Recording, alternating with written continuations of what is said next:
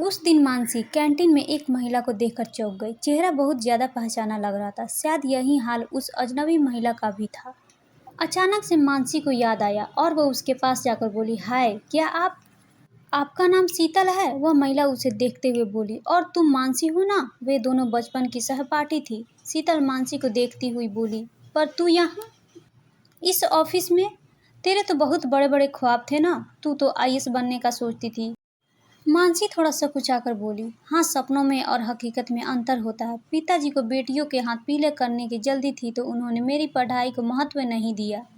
शुक्रगुजार हूँ अपनी सासू माँ की कि उन्होंने शादी के बाद पढ़ने और नौकरी करने की अनुमति दी। अरे अनुमति क्या देना, कमा रही हो तो उनके घर को ही तो भर रही हो ना, कौन सा खुद के पर्स में रख लेती हो। शीतल बालों के पीछे झटकते हुए बोली, नहीं नहीं, मेरी सासू माँ ऐसी नहीं है। वह मेरी कमाई का एक पैसा भी नहीं लेती है। अच्छा चल, अब तू यहीं पर ना नौकरी कर रही हो तो किसी दिन मिलकर बैठते हैं और बहुत सारी बातें करते हैं। ऐसा कहा मानसी कैंटीन से अपने डिपार्टमेंट में वापस आ गई। 2-3 दिन के बाद एक दिन लंच टाइम में शीतल मानसी को ढूंढती हुई उसके डिपार्टमेंट में आ गई और बोली, चल ना कैंटीन में जाकर खाना खाते हैं। शीतल को देखकर मानसी खुश हो गई।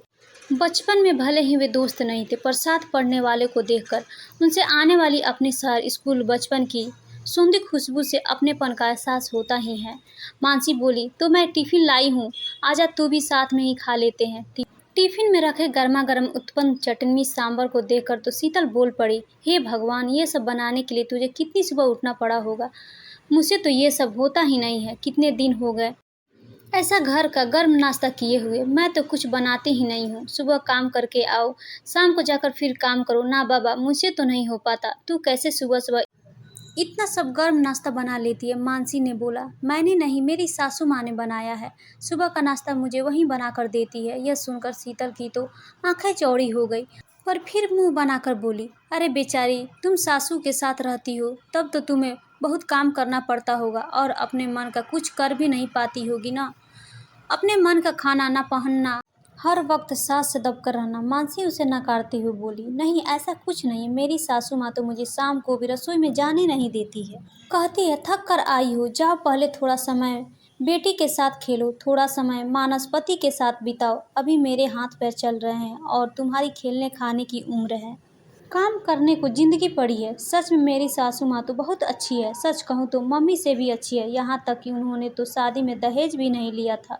हे भगवान, मांझी तू कहाँ फंस गई? तेरी शादी को कितना समय हुआ है? कहीं ऐसा तो नहीं है कि तेरे पति में खानदान में कुछ खोट हो? शीतल चिंतित होते हुए बोली। मांझी थोड़ा झुंझला कर बोली, कैसा खोट? इतने सालों से साथ में हूँ, मानो तो इतने अच्छे हैं कि सिगरेट शराब तो दूर, एक लौंग तक का सेवन नहीं करते हैं। मालूम है, मेरे ससुराल में कोई भी मांस नहीं खाता। मम्मी पापा ने भी शादी से पहले जब मैंने ऐतराज किया तो बोला, तो क्या हुआ, मांस खाना कौन बड़ी बात है, तुम भी मत खाना। पर सासू माँ ने कहा, तुम्हें मांस पसंद है तो बाहर जाकर खा सकती हो, घर पर ही बनाना हो तो ऊपर छत वाले चौके में मैं सारा इंतजाम करवा दूंगी। हाँ, तो इसे अच्छी नहीं, समझदार सास कहते हैं। उन्हें मालूम था कि वो माना करेगी तो शायद तुम नहीं मानोगी, ऐसे उनके एहसान के नीचे दबकर शायद खाना छोड़ दोगी। सच कह रही हूँ ना मैं? अब तूने खाना छोड़ दिया है ना? शीतल ने गंभीरता से कहा। मानसी विचार में पड़ गई। क्या ऐसा हो सकता है? मानसी को विचारों में खोया देखकर शीतल फिर बोली, तू आज भी बहुत भोली है। ससुराल में सब तेरे भोलेपन का फायदा उठाते होंगे। अच्छा बता, जीजू की सैलरी वो किसे देते हैं? मानसी सोचते हुए बोली, खुद रखते होंगे या माँ को देते होंगे, क्या पता, मैंने कभी जानने की कोशिश ही नहीं की। वैसे भी सारा घर माँ संभालती है और मानो घर के बड़े बेटे हैं तो उनकी तो जिम्मेदारी बनती है। मेरी भोली सखी, अच्छा हुआ मैं तुमसे मिली, नहीं तो सब तुझे लूट लेते। अरे पागल, इसलिए तेरी सास तुझे रसोई में जाने नहीं देती। नहीं तो सोच, ऐसी कौन सी सास होगी जो बहू के होते हुए भी काम करना चाहेगी। मैंने तो शादी के 2 महीने बाद से संजय की सैलरी का हिसाब रखना शुरू कर दिया था। अरे भाई, इसमें शर्म कैसी? पति है मेरा, और 6 महीने बाद ही बोल दिया था कि मेरे घर में तुम्हारे माता पिता की कोई जगह नहीं है। मासी आश्चर्य से शीतल को देखते हुए, तुम्हारे घर? अरे वो घर उनके बेटे का भी तो था। शीतल बोली, ओह, शादी के पहले तक, शादी के बाद नहीं। मालूम है, बहुत इमोशनल ब्लैकमेल कर रहे थे संजय को। तो मैंने एक दिन अपने सास ससुर से बोल दिया, या तो मुझे चैन से अकेले रहने दो, नहीं तो तैयार हो जाओ जेल जाने के लिए। जहाँ एक बार दहेज उत्पीड़न का केस किया, फिर तुम्हारी और तुम्हारे बेटे की जिंदगी अदालत के चक्कर काटते ही बीतेगी। मानसी ने कुछ आश्चर्य, कुछ अपनेपन से अपना टिफिन खत्म किया। आज उसे टिफिन के खाने में वो अपनेपन प्यार का स्वाद नहीं आ रहा था क्योंकि शीतल कटुता का नमक जो मिला गई थी। ऑफिस खत्म होने पर मानसी घर पहुंची तो रोज की तरह सासू माँ ने मुस्कुराकर दरवाजा खोलते हुए हाल चाल पूछा। आज मानसी का वो मुस्कुराहट बनावटी लग रही थी, पर उसने तुरंत अपने मन में आए नकारात्मक विचारों को झटक दिया। पर आज उसने मानवी को गले से नहीं लगाया, उसकी दिन भर की बातें नहीं सुनी। वो हाथ मुंह धोकर सीधा रसोई में गई। माँ चाय बनाने जा रही थी। मानसी बोली, रहने दीजिए माँ, चाय मैं बनाती हूँ। क्योंकि मानसी के दिमाग में शीतल की बातें गूंज रही थी। एक ही ऑफिस में होने के कारण शीतल अक्सर मानसी से मिलती रहती और हमेशा ससुराल वालों के बारे में उल्टी सीधी बातें कर मानसी के मन में उसके खिलाफ भरने की कोशिश करती, जिसमें कि वो सफल भी हो रही थी। अब मानसी भी सोचने लगी थी कि हाँ, साथ में रहने पर कितना मुश्किल है, सारा पैसा खर्च हो जाता है सासू माँ पर, उनकी दवाइयों पर, रिश्तेदारों पर। अब जाने अनजाने मानसी की आंखों में एक छोटा सा ख्वाब पलने लगा था, एक छोटे से घर का जहाँ पर सिर्फ मानसी, मानव और मानवी होंगे और कोई नहीं। पर प्रकृति को उसका यह सपना मंजूर नहीं था, इसलिए आंखों में घर के सपने के साथ साथ उसकी कोख में भी एक सपना पलने लगा था। शीतल की बातों के प्रभाव में आकर मानसी बहुत अलग व्यवहार करने लगी थी। वह कई बार दबी जुबान से अलग रहने की बात भी मानव से कर चुकी थी। मानव उसे प्यार से समझाता, पर उसे सबका प्यार दिखावा लगता। सब उसके व्यवहार का परिवर्तन महसूस कर रहे थे, पर सबको लगता कि यह चिड़चिड़ापन उसकी गर्भावस्था के कारण है। एक दिन मानव की माँ मानव से बोली, देख उसका ऑफिस है, उसे छुट्टी नहीं मिल सकती है, नहीं तो मैं उसे मन बदलने के लिए मायके भेज देती। मानव बोला, हाँ माँ, आप ठीक कर रही हो, वो बहुत चिड़चिड़ी हो गई है। मैं उसके ऑफिस में बात करूँ क्या? नहीं बेटा, यह निर्णय उसको ही लेने दो। अगर वह अभी छुट्टी ले लेगी तो बाद में ऐसा करते हैं कि उसके मम्मी पापा या बहन को कुछ दिनों के लिए यहाँ पर बुला लेते हैं, शायद उसे अच्छा लगे। हाँ माँ, यह भी ठीक रहेगा। मैं अभी मम्मी जी से बात करता हूँ। कुछ दिन बाद मानसी की मम्मी पापा तो नहीं आ पाए, पर छोटी बहन तापसी आ गई। अब दोनों बहनें आपस में गप्पे मारती, कभी कभी सासू माँ भी उनके ठहाकों में सम्मिलित हो जाती। एक दिन तापसी बोली, मानना पड़ेगा दीदी, तुम बहुत भाग्यशाली हो जो इतनी अच्छी सासू माँ मिली है। मानसी मुंह बनाकर बोली, तू भी ना इनके बहकाव में आ गई। कोई अच्छी बच्ची नहीं है, सब नाटक है बेटे को काबू में करके रखने के लिए। इसलिए तो दहेज नहीं लिया कि बहू आसान तले दबी रहे। इतना कहकर मानसी तो वहाँ से हट गई, पर तापसी सोचने लगी, इतने सालों से सासू माँ की, ससुराल की, जीजू की इतनी तारीफें करने वाली मेरी दीदी को यह क्या हो गया? यह सारी बातें जो उसने कही वह उसकी नहीं लगती। तापसी के मन में कुछ सोचा। वह छोटी जरूर थी पर समझदार, चालाक थी। उसने सोचा, अभी अगर वह मानसी को कुछ समझाने गई तो मानसी भी उसे अपना दुश्मन समझ बैठेगी। पहले पता लगाना पड़ेगा कि मानसी को ससुराल वालों के खिलाफ भड़का कौन रहा है। रात तो जब तीनों मतलब मानसी, तापसी और मानवी सोने जा रहे थे, हाँ भाई साली साहिबा आई है तो मानव दूर कमरे में सोता है, तो मानवी की कहानी सुनने की जिद पर तापसी बोली, चलो आज मैं तुम्हें कहानी सुनाती हूँ। फिर मानसी को देखते हुए पूछा, दीदू क्या आपने मानवी को भी धान और सत्तू वाली कहानी सुनाई है जो हमें मासी सुनाती थी? मानसी किंचित रोग से बोली, मैंने कोई कहानी नहीं सुनाई, ये तो इसकी दादी ने ही कहानी सुना सुना कर इसकी आदतें खराब की है। तापसी बहुत कुछ कहना चाहती थी पर चुप रह गई। गर्म तवे पर पानी डालने से फायदा नहीं, पहले आग बुझानी पड़ेगी। वो मानसी को अपनी तरफ खींचकर बाहों में समेटकर कहानी सुनाने लगी। मालूम है गुड़िया, बहुत समय पहले की बात है। तब ना तो यातायात के साधन थे, ना ही आजकल की तरह दुकानें और होटल। तब लोग पैदल ही यात्रा करते थे, क्योंकि घोड़ा आदि जानवर भी सिर्फ अमीरों के पास होते थे। तो लोग यात्रा पर जाते समय थोड़ा खाना या दूर की यात्रा के लिए सत्तू बांध कर लेते थे। मानसी, सत्तू मुझे अच्छा लगता है, दादी गुड़ में घोल कर देती है, आम के अचार के साथ। मानवी सत्तू की मिठास में खो गई। हाँ गुड़िया, सत्तू नमक के साथ भी खा सकते हैं और गुड़ के साथ भी, और ये पौष्टिक भी होता है और बनाना भी आसान होता है ना मासी? तापसी ने मानवी को चूमते हुए कहा। अरे वाह, मेरी गुड़िया तो बहुत समझदार है। हाँ, तो ऐसे ही किसी सफ़र पर दो मुसाफिर एक कुएं पर मिले। एक के पास सत्तू था, एक के पास धान। मासी, धान का मतलब जिसको कूट कर चावल निकालते हैं वह? मासी आंखें बड़ी करते हुए बोली। तापसी बोली, हाँ वही मेरी गुड़िया। अब मानसी भी करवट बदलकर उन लोगों की बातें और कहानी का आनंद ले रही थी। भाई जो भी हो, बचपन की कहानियां हर उम्र में मन को गुदगुदा जाती है। तापसी ने कहानी को आगे बढ़ाते हुए बोला, जिस राहगीर के पास धान था उसने देखा सामने वाले के पास तो सत्तू है। उसने चालाकी करते हुए कहा, सत्तू लपे टट्टू कब, साना कब, खाया कब, चाला कब। धान बेचारा कूटा खाए चला, ऐसा उसने 3 बार कहा। तो जिसके पास सत्तू था वो उसके कहने में आ गया। उसको भी लगा सत्तू लपे टट्टू कब साना कब खाया कब चला। धान बेचारा कूटा खाया चला। उसने विनती करते हुए धान वाले राहगीर से उसका धान ले लिया और अपना सत्तू दे दिया। धान वाले ने भी खूब एहसान जताते हुए अपना धान उसके सत्तू से बदल दिया और अपनी चालाकी पर मुस्कुराते हुए वहाँ से चला गया। थोड़ी दूर जाकर उसने सत्तू साना खाया और अपनी मंजिल की ओर बढ़ गया। वहीं धान पकड़े दूसरा राहगीर अभी तक समझ नहीं पाया था कि दूसरा राहगीर उसे ठग कर चला गया है। मानवी बोली, मासी, वह सत्तू वाला राहगीर बिल्कुल बुद्धू था क्या? वह धान को कूट कूट कर कब चावल निकालेगा, कब पकाएगा तो कब खाएगा। तापसी बोली, बुद्धू तो नहीं था, पर बुद्धू ही कहलाएगा अगर कोई ऐसे किसी की बातों में आ जाएगा। मानवी बोली, मासी, ऐसा नहीं होता, कोई भी इतना बुद्धू नहीं होता है कि बिना सोचे विचारे किसी की बातों में आ जाए। तापसी बोली, गुड़िया, अभी आप छोटे हो, दुनिया ऐसे लोगों से भरी पड़ी है, आप समझ नहीं पाते कब ये अपनी मीठी मीठी बातों में आपके दिमाग पर काबू कर लेते हैं। फिर मानवी की ओर देखकर बोली, दीदू, जग रहे हो या सो गए हो? वो गाना याद है जो मम्मी बचपन में सुनाती थी? इतना कहकर वो गाने लगी, मीठी मीठी बातों में बचना जरा, दुनिया के लोगों में है जादू भरा। मानवी भी साथ में गाने लगी। मासी, पूरा गाना सुनाओ ना। नहीं गुड़िया, अभी सो जाओ, सुबह स्कूल जाना है ना।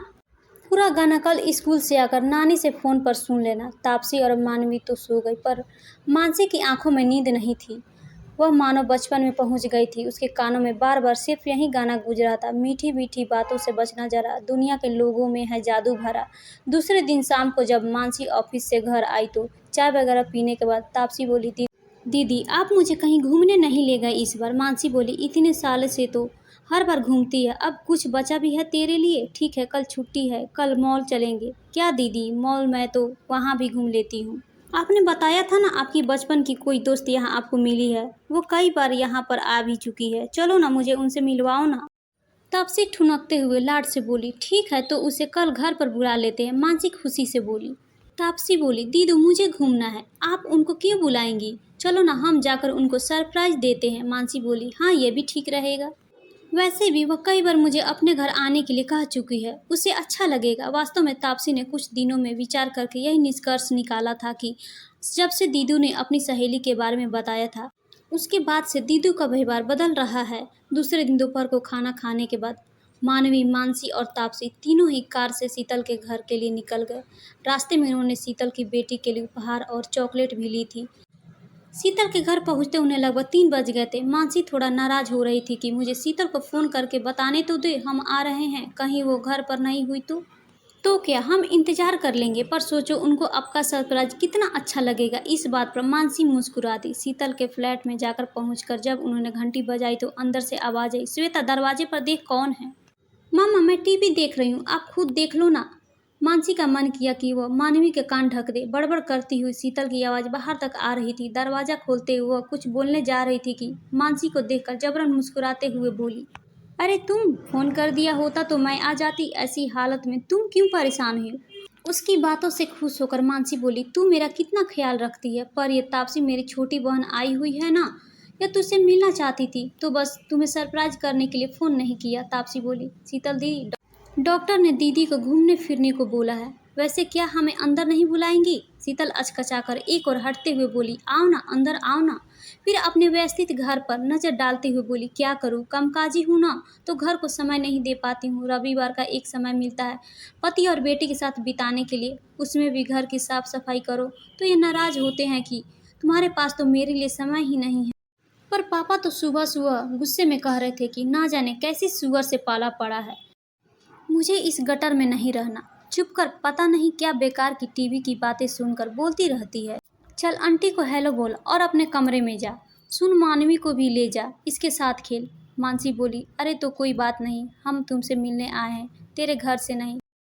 तब तक मानवी ने आगे बढ़कर शीतल के पैर छू लिए। शीतल फिर नाक सिकुड़ती हुई बोली, हमारी श्वेता तो इंग्लिश मीडियम से पढ़ी है, उसे यह सब मैंने नहीं सिखाया। Shweta say hello to aunty, Shweta aunty को हेलो बोलो। पर श्वेता टस से मस न हुई। आखिर मानसी बोली, हेलो श्वेता, मैं तुम्हारी मम्मी की दोस्त हूँ, ये देखो तुम्हारे लिए गिफ्ट उपहार लाई हूँ। एकदम से बंदर की तरह उछलते हुए मानसी के हाथों से उपहार खींचकर वह अंदर भाग गई। शीतल चिल्लाती रह गई, say thank you to aunty, aunty को धन्यवाद बोलो। Take this girl with you, show her your toys, इस लड़की को अपने साथ ले जाओ, अपने खिलौने दिखाओ। No, I don't want to share, नहीं, मुझे साझा नहीं करने। शीतल बहुत घमंड से बोली। अकेली है ना, बहुत लाड प्यार से पाला है, इसलिए किसी की बात सुनती ही नहीं है। थोड़ी देर वहां बैठने के बाद ना जाने क्यों मानसी का मन उचटने लगा। वह शीतल से बहाना बनाकर कि उन्हें डॉक्टर के पास भी जाना है रेगुलर चेकअप के लिए। वह वहां से बगैर कुछ चाय कॉफी पानी के उठ गई। शीतल ने रोकने की कोशिश भी नहीं की। कार तापसी ने एक पार्क के आगे रोक दी। मानसी ने कुछ भी सवाल नहीं पूछा।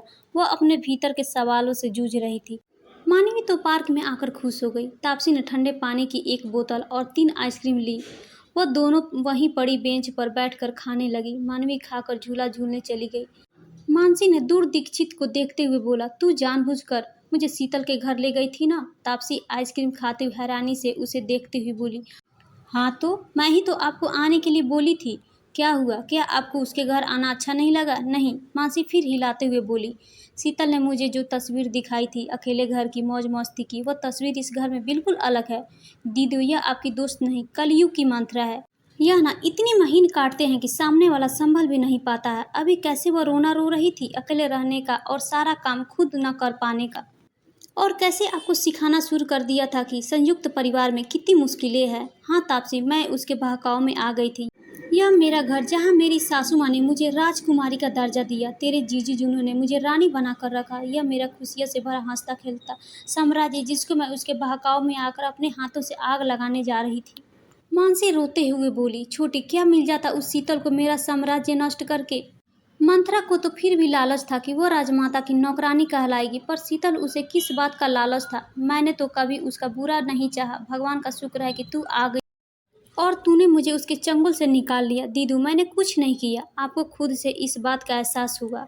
अब वचन दो, अब किसी की मीठी बनावटी बातों में नहीं आओगी। थोड़ी देर बाद मानसी अपनी सासू माँ के गले से लगकर रो रही थी। उसने सारी बातें अपनी सासू माँ को बता दी थी। मानसी ने मानव से भी अपने व्यवहार के लिए क्षमा मांगी। वो रोते हुए उन दोनों से बोली, अब आप दोनों मुझसे उतना प्यार नहीं करोगे ना? सासू माँ उसे गले लगाते हुए बोली, तू हमेशा मेरी बेटी थी और रहेगी। मानव बोला, और मैं, तुम दोनों मेरे कलेजे का टुकड़ा हो। और मैं दीदी, तुम तीनों मेरे कलेजे का टुकड़ा हो। और मैं, तापसी ने पूछा। तू तो परी है जिसने एक दुष्ट चुड़ैल के हाथों से मेरी खुशियाँ का साम्राज्य उजड़ने से बचा लिया। आपके आसपास भी यह मंथराएं होंगी। आप भी अपने खुशियों के साम्राज्य की पहरेदारी ध्यान से करना और गुनगुनाते रहिएगा। मीठी मीठी बातों से बचना जरा। दोस्तों, उम्मीद करती हूँ आप सभी को कहानी अच्छी लगी होगी, और अच्छी लगी हो तो अपने ज़रूर शेयर करें दोस्तों। और हाँ, चैनल को लाइक सब्सक्राइब और शेयर करना ना भूलें दोस्तों। फिर मिलते हैं नई कहानी के साथ। धन्यवाद दोस्तों, धन्यवाद।